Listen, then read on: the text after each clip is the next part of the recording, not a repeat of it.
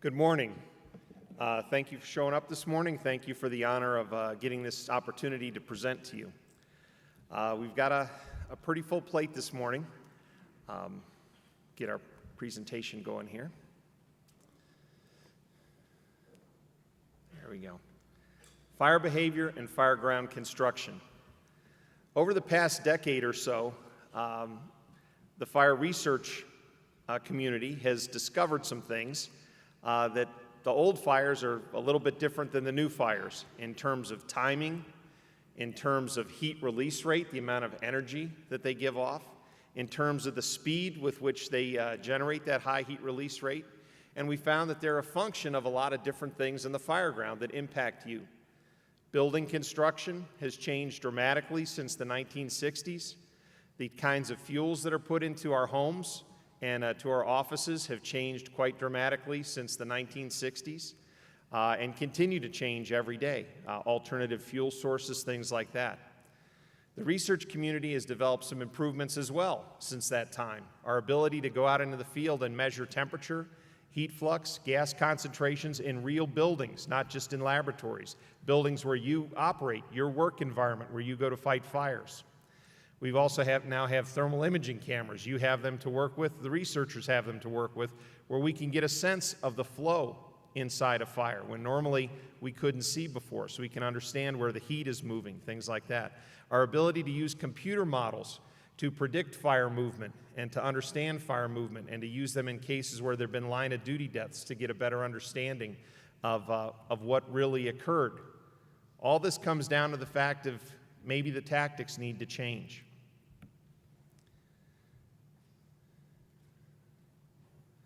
We have our outline today. Introduction, give you a little brief overview. We'll continue that. Talk briefly about fire behavior and structures. I'll introduce the Governor's Island experiments that were done with FDNY. And then Steve Kerber will get into the fire ground considerations, how you might consider changing tactics or adding tactics to your toolbox. And then we'll wrap up the research and hope that many of you can attend the workshops later today where we can go over this in more detail. Knowledge versus belief. Over time, the training books, training officers have sort of given the impression in many cases that ventilation equals cooling. Sometimes it does, sometimes it doesn't. In today's fuel-rich environment, it's turning out that in more cases, it doesn't. Actually, adding extra oxygen to complete the fire triangle makes the fire bigger, makes the hazard worse. There's a thought that exterior fire attack is only for defensive strategy. Well, currently, the way the books define it, you're defensive based on your position. If you're standing outside, it's defensive. If you're standing inside the burning structure, it's an offensive, offensive strategy. We believe that should be a different definition. It should be based on what direction are you moving in. If you're moving in, it's an offensive tactic. If you're withdrawing or moving out, then it's a defensive strategy. Basement fire attack should be from the top down. Well, you'll see today that when you think about it a little bit, you're putting yourself at the top of a chimney. And again, years ago, when most basements or cellars had very small windows, if they had any windows at all, that tactic would work very well. In modern structures, people like to have a lot of light. Walkout basements, emergency escape windows, things of that nature. Now, by putting a crew at the top of the stairs in a basement fire, if for some reason that glass should break, that could be the difference between them being alive or them being killed. Can you afford to take that chance? I know a number of training officers and fire chiefs to this day that have documents out that say an exterior fire attack will push fire. Never, ever do that. We hope that we'll show you some research results today to counter their opinion. Exterior fire attack will hurt victims.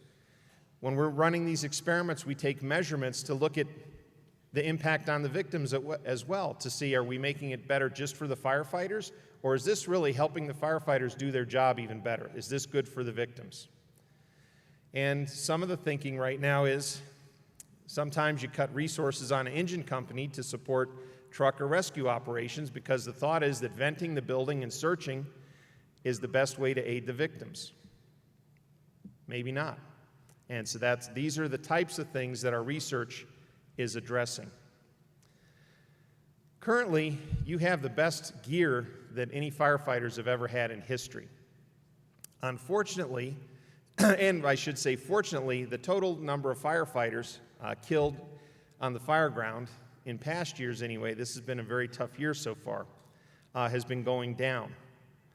The bad news is, so has the number of fires.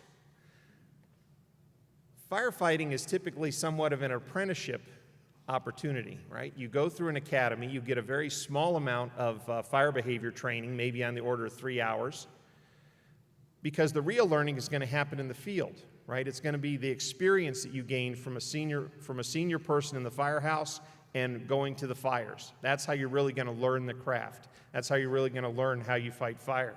Well, the number of fires are going down, so you're not getting that experience, right? So it's important to look at fire dynamics, to look at some of the research to try to fill in those blanks. Because what we see here in this disturbing trend is the number of firefighters that are dying in traumatic deaths on the fire ground per 100,000 fires is increasing. This is absolutely the wrong way to go. We want to increase your safety. What are some of the surprises? Well, I'm sure many of you recognize the graph that's under the traditional fire behavior curve. That's been in the training manuals for decades. You have ignition, you have growth, you have a fully developed fire, and then you have decay.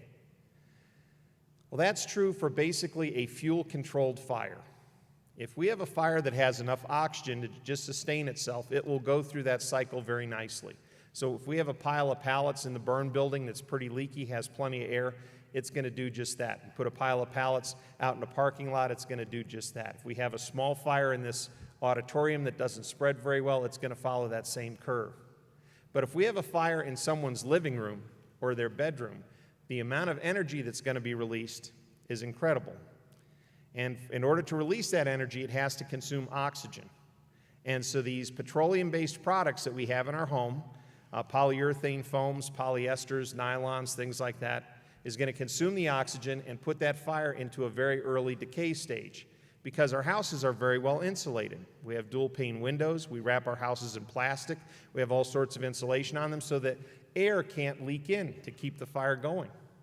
When the fire service arrives, in many cases, what they find is smoke. Unfortunately, in many line-of-duty death investigations that NIOSH conducts, when they talk to the survivors almost say when we got there, all we saw was smoke. They almost say it with a sigh of relief. You know, the fire wasn't so bad when we got there. And I believe that's because they think they're still in the growth stage.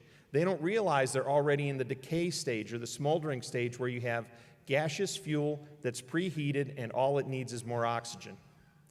They open the door, they break a window, and in 30 seconds to 2 minutes, there's a very rapid transition in heat release rate, a very rapid increase in temperature that now has the firefighters trapped or scrambling, especially if they don't have a hose line in place. So one of the considerations you need to look at is flow path. You do not want to be between where the fire is and where the fire wants to go. So what I'm showing you here is a flow path through a simple apartment configuration where the orange box is the fire room, the bedroom. It's 12 feet by 16 feet. We move down through a 12-foot hallway, and then we go into a 12-foot living room that's 12 feet by 16 feet. And then we enter out into a corridor. And the corridor, if you follow the red arrow, goes to a vent that's the same size as an open doorway, 36 inches by 80 inches. It's 24 feet away from the door to the apartment. If we go the other way, it's the non-flow side. So we're going to look at the impact of ventilating that window, the inlet, and see how that impacts the fire flow and the heat release rate and the conditions throughout that apartment. So the fuel loads that we use are real fuels. These are not training fires, these are research fires. So we're using the fuels that you encounter on a daily basis. We're using the fuels that you have in your home.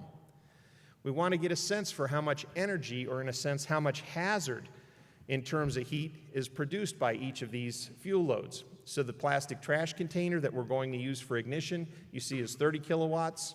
A chair at its peak heat release rate there is about 1.8 megawatts. So if you imagine your favorite chair at home with flames 6 to 8 feet above it, That's about a 2 megawatt fire.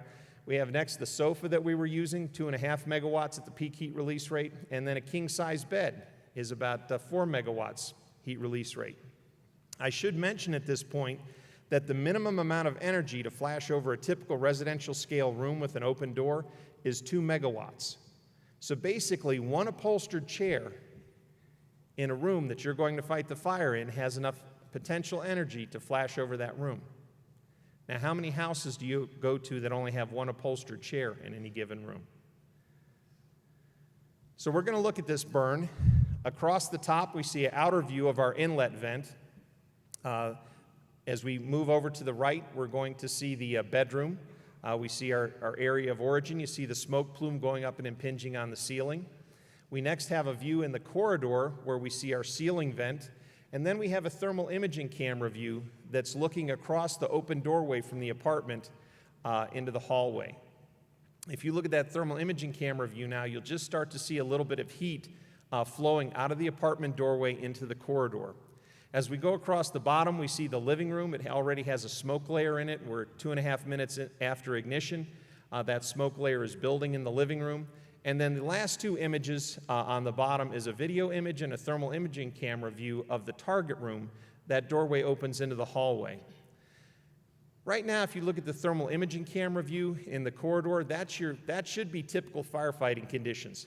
Hot gases over your head, cool air that your gear is designed to work with below until that vent is made. And then you see we transition from a hot layer environment, cool environment in that hallway to heat floor to ceiling, moving at a very high rate of velocity. You'll notice that in the window we have pulsing in our inlet vent. We have bidirectional flow, hot gases going out the top, and fresh oxygen being entrained inside. And you see that we just failed the hollow core door in the target room a little before 6 minutes.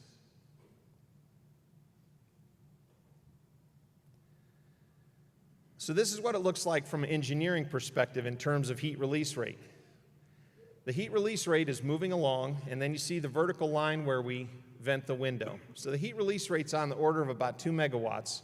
Once that window was vented and additional oxygen was supplied to this hot, fuel-rich environment, you see that the heat release rate within 60 seconds goes up to 14 to 15 megawatts. Right? What's your hose stream choice for a 2 megawatt fire versus a 15 megawatt fire? If we look at the temperatures in the bedroom, clearly before the window was broken, the temperatures, basically the higher temperatures are near the ceiling. The lower temperature, the pink down there, is 1 foot above the floor. 1 foot above the floor, we're already at 500 degrees Fahrenheit. Clearly unsurvivable in that room of origin. Notice that when the window is vented, the temperatures increase, and they are pretty much similar floor to ceiling, indicating that we have burning from floor to ceiling, a well-mixed environment, post-flashover environment, which is in excess of 600 degrees C or 1100 degrees Fahrenheit, and that continues that way until we suppress the fire. What about in the living room? Well, the temperatures in the living room, 1 foot above the floor or even 3 feet above the floor, they're on the order of about 300 degrees and down. Is this an environment that a firefighter in fully protective clothing might be in trying to crawl down the hallway to get toward the fire? Possibly. You're coming in from a cold environment, your gear's going to protect you for a little while under those conditions until the window's broken.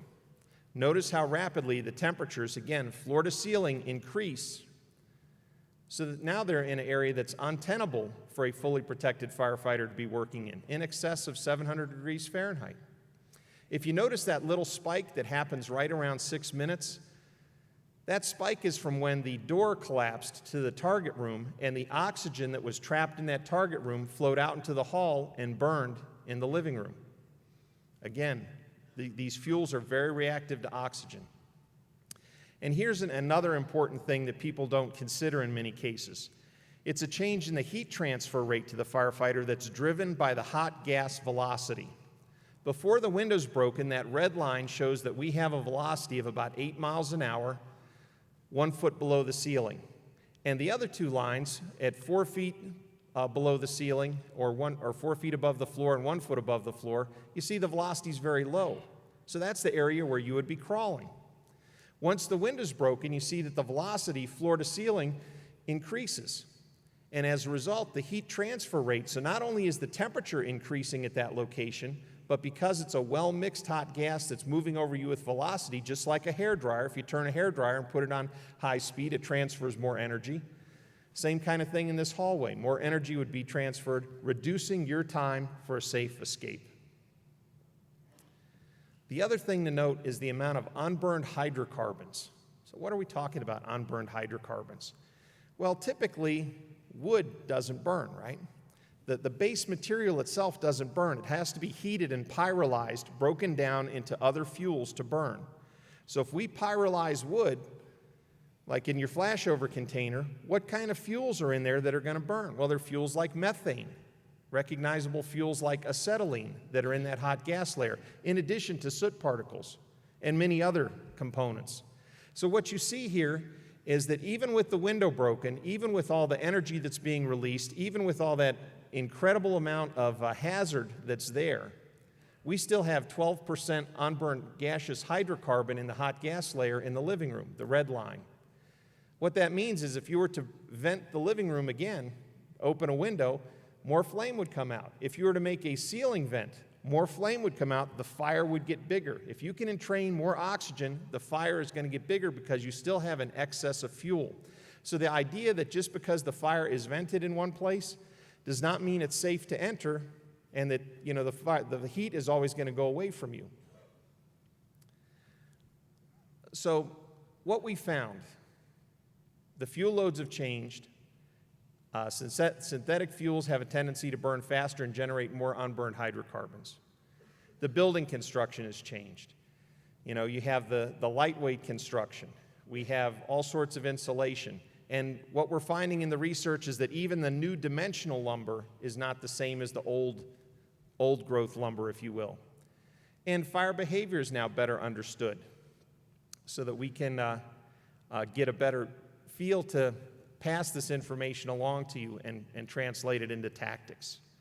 So this decades of research basically all came together last summer with the fire department in New York City on Governor's Island, where we had an opportunity to burn a number of townhouses. And the idea there was to see all these things that have been done at the lab at UL, in the labs at NIST, and in other acquired structures, could we bring them all together to have a fire department implement them and see how it would work? Sort of look at the current practice and compare it to the new practice.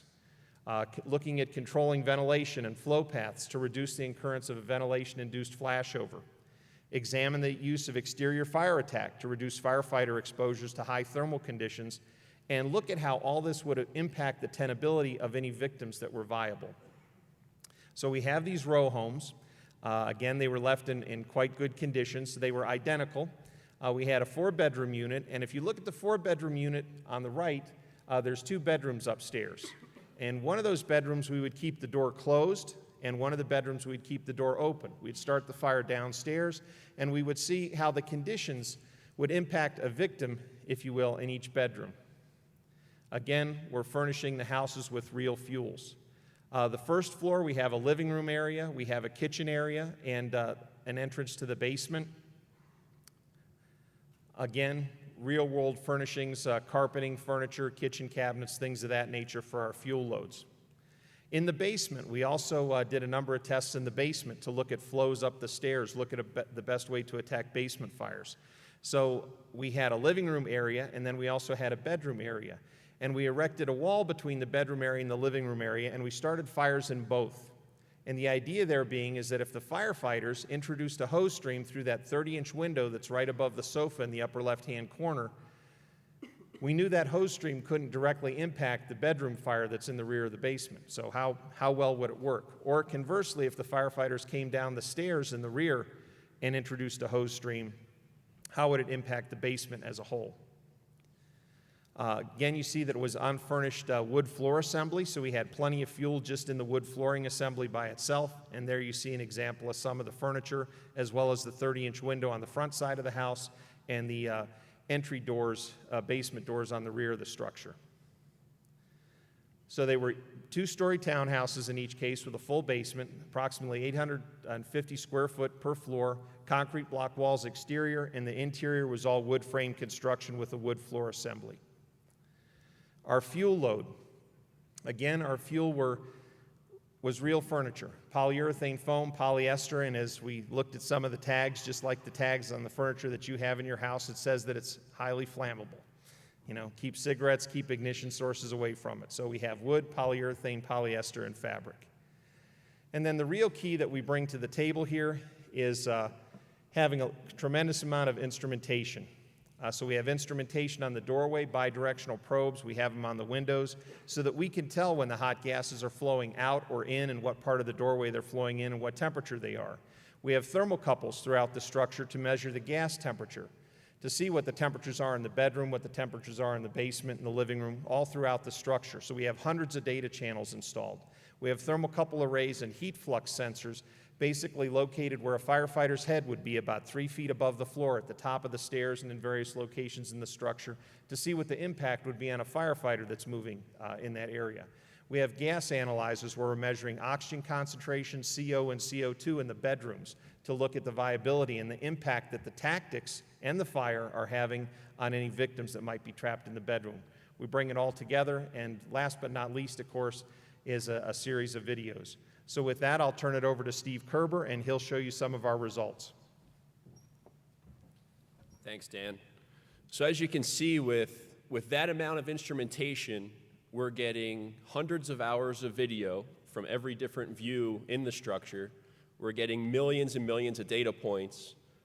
So what do we do with all that? Well, we work with firefighters of all levels, of all different types of departments from across the country, many of which are your members. And we try and boil it down to, what does that mean to the street level firefighter? What does this mean to tactics? What can we learn here and how can we apply it? And so we're going to go through some of the common tactics that you might use on the fire ground. The first one is a vent, enter, isolate search operation. Here, adding the I to VEIS, emphasizing the isolation of that room that you're entering to understand the importance of cutting it off from the flow path. And what you're looking at here is a fire in the first floor living room. And as Dan mentioned, we have one open bedroom and one closed bedroom on the second floor. We're going to have the tower ladder go ahead and take the open bedroom, and you'll see that you don't get much flow out of that open bedroom. They reposition over to the bedroom with the open door, so it's now in the flow path, and you're going to see a very different result. You're going to see hot gases flowing from a high pressure to a low pressure, which is that window that got vented. And the thing that we have here is we have a cable running through the firewall from unit to unit attached to the doorknob, and you're going to see that we're going to be able to pull the door to that room closed, simulating a fire crew isolating that room, and you're going to see how conditions change. So figure they're making entry at this point, they're getting to that door, and you're going to see, once that becomes isolated, the smoke in that room lifts, it becomes searchable, you gain visibility, and more importantly, you stop the impact of cool air in low, hot gases out high. So we can boil that down into this simple figure right here. We're looking at the change in flows and the change in temperatures throughout the structure. And you can see that as you have that flow path through the open bedroom, temperatures increase dramatically. You've got, once that window's taken, you've got temperatures in the floor of the bedroom increase from 170 to 250. You get a 15 mile per hour flow through that window. Ceiling temperatures increase from 350 to 650, creating an environment that is not survivable for very long. And now we look at the impact of closing the door. You see that the flow goes from, at the moment right before the door was closed to the moment right after the door is closed. You go from a 12-mile-an-hour flow to no flow. You've got ceiling temperatures that drop from 450 to 150, and temperatures at the floor that go from 170 to 120. So clearly, you're greatly improving the environment in that room simply by closing the door. Now we want to look at the impact of water through an open front door onto the living room fire. So you've got a living room fire with the front door open. Front door being the source of air is going to increase the size of the fire in the living room. And what we're trying to show here is the concept of not putting water on smoke is very dangerous these days. If you wait until you see fire, until you open up your hose line, in a situation like this, you're crawling under into the flow path, and you're putting yourself between where the fire is and where the fire wants to go. And here we're showing that you can gain the upper hand in that structure fire by starting your fire attack prior to moving through that front door using the reach of your hose stream. And especially the folks that use smoothbore or commonly use straight streams, when you've got a reach of 50 plus feet, you got to take advantage of that. And to be right on top of the fire to begin to affect the fire is not the best solution, because you may never see fire, but those hot gases over your head in excess of 1,000 degrees can go ahead and actually light up behind you because they're moving to where they're finding the source of air to burn. If it's too fuel rich in front of you, you may see nothing but black, and ultimately the folks outside would see it light up at the doorway because that's where the fire triangle is taking place. Here's what it looks like. So we're looking at just over 20 seconds of water, and applied as they moved up the steps into the structure. And you're looking at living room temperatures on the back of the house dropping from on the order of 600 down to 350, really controlling the environment. Bottom of the steps decreased from 1,800 degrees to 800 degrees with that small amount of water. Again, gaining the upper hand, taking the energy out of the fire to go ahead and move into that fire and completely suppress it. Another, as Dan mentioned, the importance of basement fires. Positioning yourself above where the fire is and the hazards associated with that. Here we're flowing at 180 gallons a minute into the top of that stairway, protecting the stairs. We've got a basement fire below that, as you can see in the left view there, is well involved. And we're looking at what's going on and the ability to, let's say, protect the search that may be taking place above the basement fire. We go ahead and flow water for a period of time, and then we shut it down. And you're looking at those hot gases flow up those basement stairs. And we're going to go ahead and now look at the conditions that occur in that structure as we're protecting the stairs. So you can see nothing happens to the basement. So that water is not going down the basement stairs, making a turn, making another turn, and landing on what's actually burning. You're basically just trying to cool the gases as they come up the chimney, flowing from the high pressure in the basement to the low pressure, which is the open front door that you came in through. And you can see that the top of the stairs cool off from about 600 degrees to 400 degrees. So still very hot at the top of those stairs. You're only going to be able to take that for a period of time. Looking at the bedrooms on the second floor as you're trying to improve conditions for victims. It only decreases from 225 to 210 in the open bedroom. So you're not having a huge impact up there. And of course, the basement is continuing to burn. Another thing we saw here, which was concerning because we saw it multiple times, was the path of fire travel from the basement to the first floor in all of the experiments we did was never through the interior stairwell. Hot gases came up through the interior stairwell. However, the fire spread was through the pipe chases in the kitchen, into the kitchen cabinets, and it ultimately flashed over the kitchen and collapsed the kitchen floor. So if you can get tunnel vision and think that I need to put all my resources to protect in the top of those stairs, you can quickly get caught off guard as that fire is moving up in the structure and possibly even behind you through penetrations in the floor. That was really important in this case because the path from the front door to put yourself in a position to protect the stairs would place that kitchen and that collapse zone pretty much in your egress path as well as your path inward. So you can put yourself in a very dangerous position. Getting above a fire burning uncontrollably provides both the collapse hazard as well as the flow path hazard that you're putting yourself in the chimney, as Dan described earlier.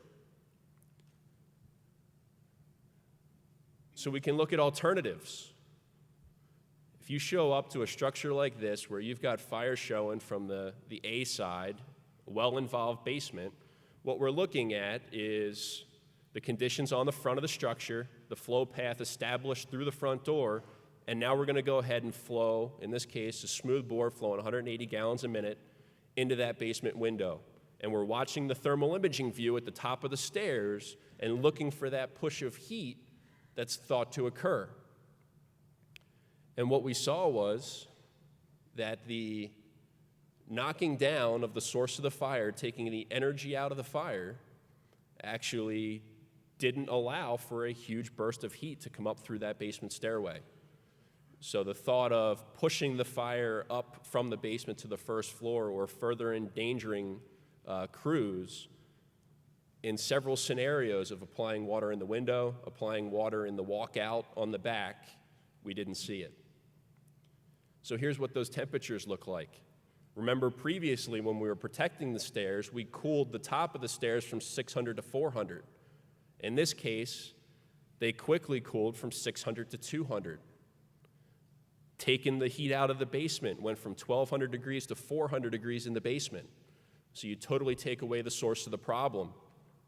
And then you can see upstairs in the bedrooms, cooled from 225 to 190.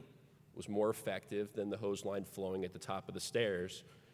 And ultimately, you create a condition in the basement where if there was a collapse hazard, you're falling into, it's going to be a hot environment, but it's a hot, wet environment, and it's not a well-involved fire that you may potentially be falling into.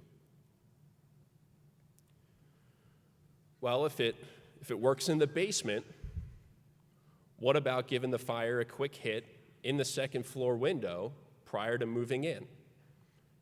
Possibly being a seamless operation as you're walking up, you give it 10 seconds of water as you're moving in, and then you go in and finish it off. We're looking at the conditions that occur downstream. And one of the things you'll see here, which we found out, is if you rapidly move a smoothbore nozzle around, you can create a fog pattern. And if it's your intent to have the hot gases that are flowing out of that second floor to continue to flow out of that second floor, it's important that you slowly move that stream so you don't break it up and entrain a whole bunch of air. So even though this stream was applied not optimally, we still got fairly good results. So we're looking at taking a bedroom fire in excess of 1,000 degrees down to 200 degrees at the ceiling. And really where we were focused was in the hallway right outside that bedroom. Are we going to push a huge amount of heat that if there was a victim laying in that hallway that we would place them in further danger? And what we saw was the ceiling temperatures dropped from 900 to 200. And at the floor, if someone was laying on the floor, there was a modest increase of 100 degrees to 120 degrees. But if you look at taking the amount of energy that they'd be subjected to from that hot upper gas layer, clearly the benefit of cooling that off is tremendous. We also wanted to look at vertical ventilation. So we wanted to look at a fire on the first floor living room that you can see in the top right view there.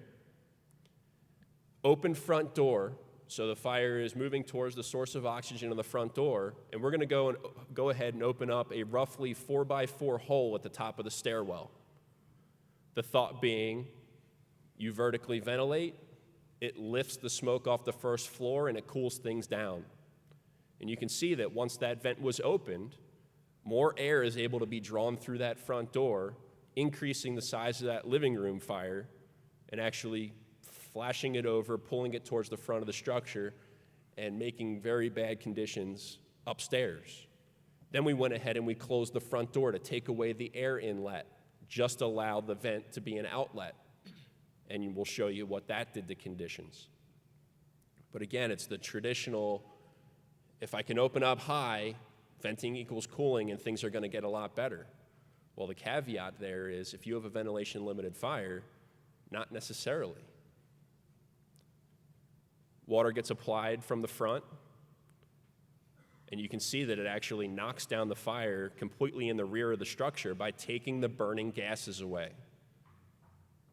essentially transitioning it from a ventilation-limited fire to a fuel-limited fire. So here's what that looks like, looking at the impact of door control. So if we have that vertical vent made and we control the front door, limit the fresh air going in, the bottom of the stairs slightly increase because we took away that fresh source of air. However, the top of the stairs drops by hundreds of degrees. The living room went from 1,700 to 1,200, 1,300 to 750. So by choking that fire, slows it down, allows your vertical vent to work a little more, and ultimately, once the water goes on the fire and you gain the upper hand, which means you're letting more out than that fire can create, things get better very quickly. So it's all about timing. It's not that vertical ventilation always makes things worse, absolutely not. But if you time it and coordinate it with your suppression, it's going to make things better very quickly. Here's what happens when you apply that water. So you apply that water from the front door, 25 seconds of water, and you can see the living room temperatures plummet from 1,500 to 250, and ultimately the top of those stairs from 1,200 to 400 in 22 seconds. So you're allowing that vertical vent to do what you intended to do, not just allowing fresh air in. You take the heart of the fire away, and your vertical vent will work for you very well. Look at the open bedroom drop from 1,500 degrees to 100 degrees in 20 seconds when you allow that vent to do what it's meant to do. So we've thrown a lot at you. I want to wrap it up real quick and talk about the key points. And so all the experiments were consistent with what we've seen in previous research. At this point, we're in the hundreds of full-scale fires that we've seen the same themes over and over again with controlling the air and applying water. And increasing ventilation needs to be well-timed in order to work for you. Flow paths are very important.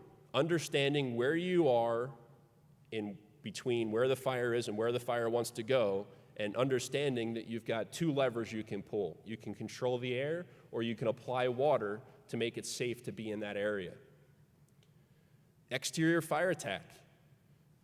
Starting your attack as you move in or prior to moving in, implementing an offensive strategy, moving in to finish the fire off. You can't just sit at a window and flow water and expect the problem to go away. You want to give it a quick shot, you want to gain the upper hand, you want to make it safe for your crew to move in, and you want to move in and you want to finish it off.